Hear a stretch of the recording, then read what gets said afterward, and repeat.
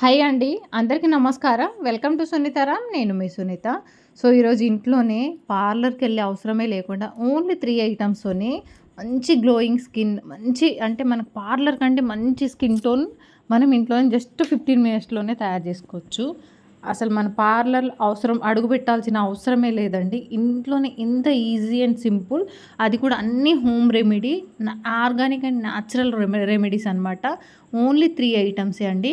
So, basin ఒక 2 spoon శనగపిండి, 1 spoon or 2 spoon curd, just pinch of పసుపు అనమాట. ఈ 3 ఐటమ్సే. 2 స్పూన్ శనగపిండి, ఒక 2 స్పూన్ కర్డ్ అనమాట. అంటే మనం దాని కంటెస్టెంట్ బట్టి ఎట్లా మనకు కొంచెం లిక్విడ్ టైట్ అంటే లూజ్ కాకుండా మీడియంలో ఉండాలా. కొంచెం పసుపు, 3 ఐటమ్సే వేయండి. ఇంకేం అవసరం లేదండి. ఇవిని మంచిగా మిక్స్ చేసుకొని ఒక 5 మినిట్స్ తర్వాత మిక్స్ చేసుకొని 5 మినిట్స్ తర్వాత ఇక్కడ నేను చూపించినట్లు ఉండాలన్నమాట. మరీ లూజ్ అయిపోవద్దు. ఈ విధంగా ఉంటే సరిపోతుంది. ఫేస్కి అప్లై చేసుకోవడానికి బాగుంటుంది. లూజ్ అయితే సరిగా పట్టదనమాట ఫేస్కి. ఈ విధంగా ఉంటే మంచిగా పడుతుంది. తర్వాత మనం ఫేస్ మీద లైట్గా ఇట్లా మసాజ్ చేసుకుంటూ మంచిగా రబ్ చేసుకుంటూ, మరీ ఎక్కువ ప్రెషర్ పెట్టొద్దండి. జస్ట్ లైట్గా, ఎందుకంటే స్కిన్ మనకి బాగా సెన్సిటివ్గా ఉంటుంది కాబట్టి, ఫేస్ కాబట్టి మనం లైట్గా నార్మల్గా ఇట్లా మంచిగా ఈవెన్గా మసాజ్ చేసుకుంటూ మంచిగా పెట్టుకోవాలన్నమాట. మనకు మంచి అక్కడ కొంచెం కూడా స్పేస్ ఇవ్వకుండా, గ్యాప్ లేకుండా మంచిగా ఈవెన్గా నార్మల్గా మసాజ్ చేసుకుంటూ మంచిగా పెట్టుకోవాలి.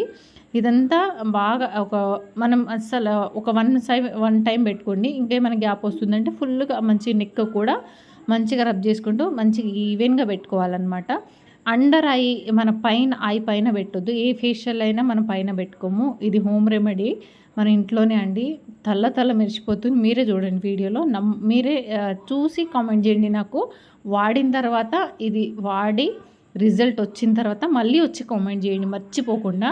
కొత్త వాళ్ళైతే ప్లీజ్ సబ్స్క్రైబ్ చేసుకోండి. మీరైతే చిన్న లైక్ ఇవ్వండి. మీరు లైక్ ఇవ్వడం వల్ల ఇలాంటి యూస్ఫుల్ టిప్స్ అనేవి చాలా మందికి రీచ్ అవుతాయండి. అందరికీ యూజ్ అవుతుందనే ఉద్దేశంతోనే వీడియో షేర్ చేస్తున్నాను.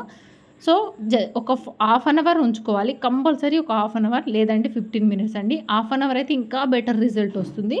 15 మినిట్స్ అయినా పర్లేదు, మంచిగానే ఉంటుంది. తర్వాత మొత్తం డ్రై అయిపోతుంది కదా, మంచిగా డ్రై అయిపోయి మొత్తం స్కిన్ అంతా ఇట్లా పట్టేసినట్టు అవుతుందన్నమాట.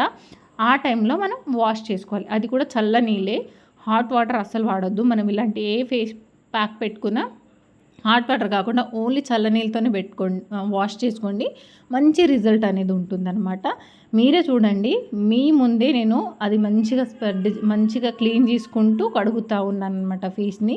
ఒకసారి చూడండి, నా ఫేస్ మెరిసిపోతుందనమాట. నిజంగా అండి, నేనే నమ్మలేదు. ఎందుకంటే నేను ఈ ఫేస్ ప్యాక్ వాడి దగ్గర ఒక 10 ఇయర్స్ అవుతుంది. 10 ఇయర్స్ ముందు మా సిస్టర్ వాడేదనమాట. మా చెల్లెలు పెట్టుకునేది. అప్పుడు ఒక 1-2 టైమ్స్ పెట్టుకున్నాను అనమాట.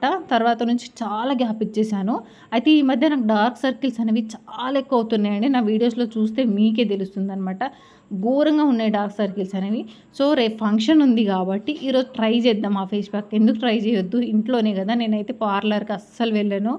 నేను పార్లర్లో అడుగు పెట్టిందే లేదండి. ఎప్పుడన్నా చిన్న హెయిర్ కట్కి వెళ్తాను తప్ప ఫేషియల్కి, ఐబ్రోస్కి అస్సలు పోను అనమాట.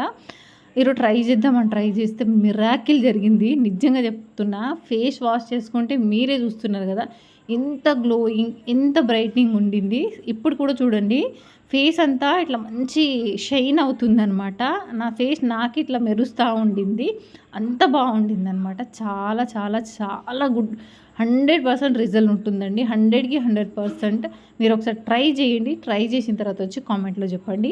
ఇది నేను ఎక్కడా చూడలేదు. ఆల్మోస్ట్ ఎవరైనా ట్రై చేసి ఉంటారేమో, మేబీ తెలిసి ఉంటుందేమో.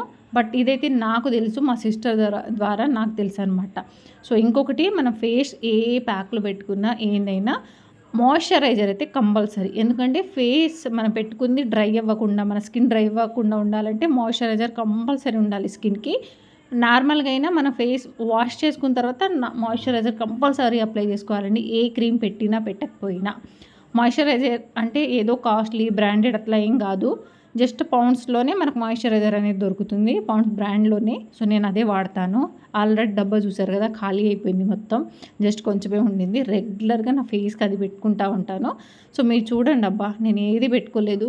జస్ట్ మొహం కడుక్కొని వచ్చేసి ఆ మాయిశ్చరైజర్ ఒకటి అప్లై చేసుకుంటున్నాను. ఫేస్ షైన్ అవుతుందా లేదా. మన పార్లర్లో ఫేషియల్ చేయించుకున్న దానికంటే బెటర్ రిజల్ట్ ఉంటుంది.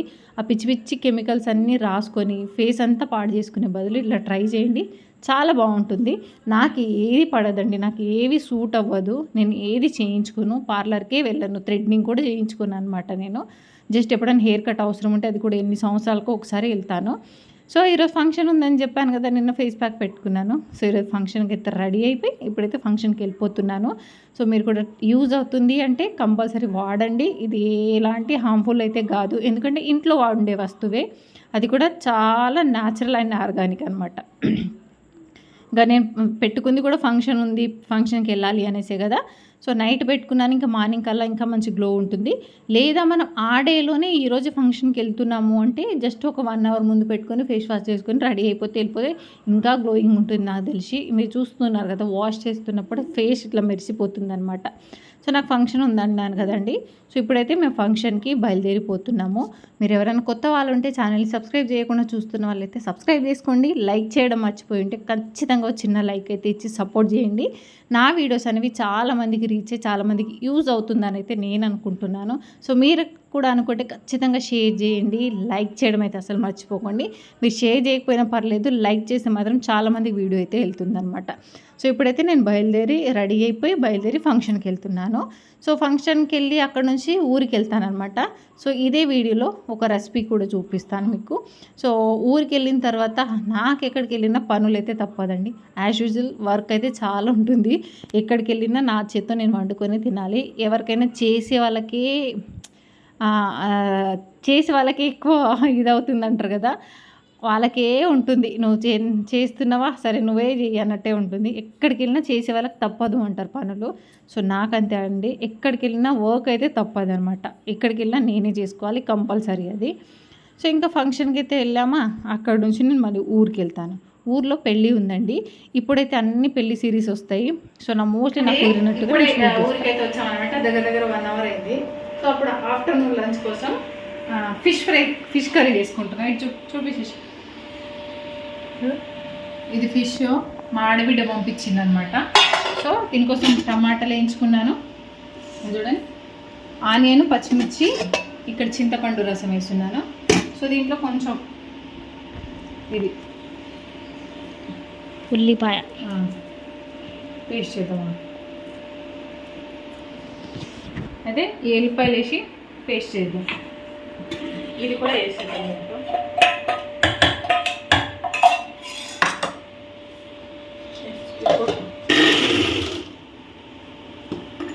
నేను చూస్తే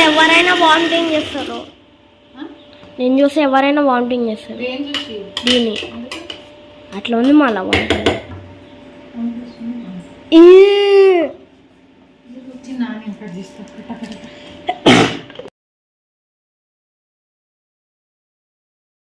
అయితే ఇంకా ఫంక్షన్ అయిపోయినాక మళ్ళీ ఊరికైతే వచ్చేసాం. ఊరికి ఎందుకంటే మళ్ళీ పెళ్ళి ఉందన్నమాట మా రిలేటివ్స్ది. మా రిలేటివ్స్ వాళ్ళ పాప పెళ్ళి ఉంటే ఇంకా ఆ పెళ్ళి కోసం అయితే నేను వచ్చేసాను. ఇట్లా హాలిడేస్ ఉన్నాయి, ఊళ్ళో కూర్చొని ఏం చేసుకుంటామండి, అక్కడే బోరింగ్ అవుతుంది. ఈ హాలిడేస్లో అన్నా పెళ్ళిళ్ళు అవి తిరిగితే మనకు కూడా కొంచెం హ్యాపీనెస్ ఉంటుంది కదా, అన్నీ మర్చిపోయి ఎంజాయ్ చేస్తాం అన్నట్టు నేనైతే పెళ్ళికి వచ్చేసరికి మా అత్తమ్మ లేదు, మా ఆడబిడ్డ దగ్గర పోయింది. ఇంకా మేము వచ్చిన తర్వాత 1 అవర్కి అయితే వచ్చిందనమాట. ఎట్లాగో మా ఆడబిడ్డ లేదని నాకు తెలుసు, తను ఎట్లా లేట్ అవుతుంది అటు ఇటు అన్నట్టుగా మేము వచ్చేటప్పుడే మార్నింగే బ్రేక్ఫాస్ట్ వేసి వచ్చేసాము. సో ఇంకా రాగానే మా అత్తమ్మ లేదు, నాకు కొంచెం ఫీవరిష్గా ఉండే అనమాట. నిజంగా నిన్న నైట్ నుంచి సడన్గా ఎందుకు కోల్డ్ అయ్యి జలుబు చేసినట్టు జ్వరం వచ్చినట్టు ఉండే. మా అత్తమ్మ వచ్చేలోకి ఒక టాబ్లెట్ వేసుకొని పడుకున్నాను. అంతలోనే అత్తమ్మ వచ్చింది. సో మా ఆడబిడ్డ నేను ఫిష్ తీసుకొచ్చింది అనమాట, వాళ్ళ చెరువులో ఎక్కడ తీసుకొచ్చారంట. సో అవి ఉంటే మ్యాగ్నేట్ చేసి పెట్టి మా అత్తమ్మతో పంపించింది. సో ఎట్లా మేము వంట చేసుకోలేదు, మా అత్తమ్మ లేదు కాబట్టి. ఇంకా నువ్వు ఫిష్ కర్రీ మా అత్తమ్మ చేస్తుంటే ఇక్కడ పెళ్ళి వాళ్ళు ఉన్నారు కదా, వచ్చి మా అత్తమ్మ తీసుకొని వెళ్ళిపోయారనమాట. ఇంకా నాకు తప్పుతుందా అండి, తప్పదు, నేనే చేయాలి. సో ఇంకా నేనే ట్రై చేస్తున్నాను. ఏం లేదండి, ఈ మధ్య నేను కూడా ఫిష్ కర్రీ చేయడం నేర్చుకుంటున్నాను అనమాట. సో మనం మసాలా పట్టుకోవాలి. నేనైతే ఓన్లీ ఆనియన్ వేస్తాను. మా అత్తమ్మేమో టమాటా పచ్చిమిర్చి కూడా వేయమనింది అనమాట. సో తను అనింది కాబట్టి నేను కూడా టమాటా పచ్చిమిర్చి ఆనియన్ మంచిగా ఫ్రై చేసి మిక్సీకి అయితే వేసేసాను. ఈ ఫిష్ని మొత్తం కారం ఉప్పు పసుపు అల్లం వెల్లుల్లి పేస్ట్ ధనియా పౌడర్ ఇదంతా వేసి మ్యాగ్నేట్ చేసి నైటే మాడబిడ్డ పెట్టింది, అది మార్నింగ్ పంపించేసింది అనమాట. సో ఆయిల్లో జీలకర్ర ఆవాలు కొంచెం కరివేపాకు కొంచెం మెంతులు వేసేసి, ఇంకా కావాలంటే మెంతాకు పోపులో వేస్తే ఇంకా టేస్ట్ బాగుంటుంది. మెంతాకు మా దగ్గర లేకుండే కాబట్టి వేయలేదు. అదంతా వేగిన తర్వాత మనం ఈ పేస్ట్ ఉంటుంది కదండి, ఒక చిన్న సైజ్ ఆనియన్ ముక్కను కట్ చేసుకుని అది మంచిగా వేగిన తర్వాత మనం పట్టుకున్న పేస్ట్ని కూడా వేసేసి అది కొంచెం ఆయిల్ పైకి వచ్చే వరకు ఉడికిన తర్వాత ఈ ఫిష్ మ్యాగ్నేట్ చేసుకున్న చేప ముక్కల్ని అందులో వేసేసి ఒక 5 to 10 మినిట్స్ అండి మీడియం ఫ్లేమ్లో మంచిగా మసాలా అంతా కుక్ అవ్వాలి. అంతవరకు మంచిగా ఆయిల్ పైకి వచ్చిన తర్వాత చింతపండు రసం, మనము వాటర్ కంటే చింతపండు రసమే పోసుకోవాలి. అది లిక్విడ్ అయినా సరే చింతపండు రసం పోసుకుంటే మాత్రం కర్రీ తిక్కుగా వస్తుందంటే ఇది మా ఫ్రెండ్ చెప్పిన ఐడియా నాకు. సో ఇంకా నేనైతే చింతపండు రసం సరిపడా పోస్తున్నాను, ఎందుకంటే ఇది బాగా మరుగుతుంది, చాలా టైం పడుతుంది మరగడానికి. కాబట్టి అది మొత్తం మరిగి బాగా చిక్కగా దగ్గరకు వచ్చే వరకు అయితే మరిగించుకోవాలి. సో చూసుకుంటూ క్వాంటిటీ చూసుకుంటూ మనం చింతపండు రసాన్ని అయితే పోసుకోవాలండి, మనకి ఎంత గ్రేవీ కావాలో దాన్ని బట్టి. ఇంకా నెక్స్ట్ వచ్చి మనం ఫిష్ ఎప్పుడు వండేటప్పుడు మనం స్పూన్ వేసి కలపకూడదండి. నార్మల్గా ఇట్లా ఆ బేషన్ తీసుకొని ఇట్లా అంటే సరిపోతుంది, లేదంటే చిరిగిపోతుంది అనమాట మొత్తం. ఇంకా తర్వాత వచ్చి మనకు దీంట్లో మంచి ఫ్లేవర్ రావాలంటే జీలకర్ర మెంతుల పొడి కంపల్సరీ అండి, వేయించి జీలకర్ర మెంతుల పొడి దంచి వేసుకోవాలి. ఇంకొక టిప్ చెప్పనా మీకు, ఇట్లా మనకు నురుగు పైకి వస్తుందంటే దీంట్లో సాల్ట్ తక్కువైనట్టు. ఏ కర్రీస్కైనా అండి నురుగు వచ్చిందంటే సాల్ట్ తక్కువ ఉన్నట్టు, అప్పుడు మనం సాల్ట్ వేస్తాం. టేస్ట్ చూడని వాళ్ళు ఉంటాం కదా చాలామంది, నేనైతే నాకు అలవాట్లేదు వండుకుని టేస్ట్ అస్సలు చూడను నేను. దీన్ని బట్టి నేనైతే సాల్ట్ వేసేస్తాను అనమాట. సో ఇదైతే ఒక 10 to 15 మినిట్స్ సిమ్లోనే పెట్టేస్తానండి. మంచిగా మరిగి దగ్గర అయిన తర్వాత లాస్ట్కు కొంచెం ధనియా పౌడర్, కొంచెం జీలకర్ర మెంతి, అట్లాగే మంచిగా చిన్న కట్ చేసుకున్న కొత్తిమీర కొంచెం ఎక్కువ వేసుకుంటే టేస్ట్ ఇంకా బాగుంటుంది. నాకైతే ఏ కర్రీస్లో అయినా కొత్తిమీర చాలా చాలా ఇష్టం అనమాట, చాలా ఎక్కువగా వేస్తూ ఉంటాను నేను. సో ఫైనల్గా మన ఫిష్ కర్రీ అయితే రెడీ అయిపోయిందండి. నేను చేసేదే సంవత్సరానికి 2 సంవత్సరాలకు ఒకసారి. ఈ మధ్య మా ఫ్రెండ్ని అడిగి ఒకసారి చేస్తున్నాను అప్పలో హైదరాబాద్లో ఉండేటప్పుడు. సో ఇది ఇక్కడ సెకండ్ టైం అనమాట. వీడియో నచ్చితే లైక్ షేర్ అండ్ సబ్స్క్రైబ్ చేసి కామెంట్ చేయండి.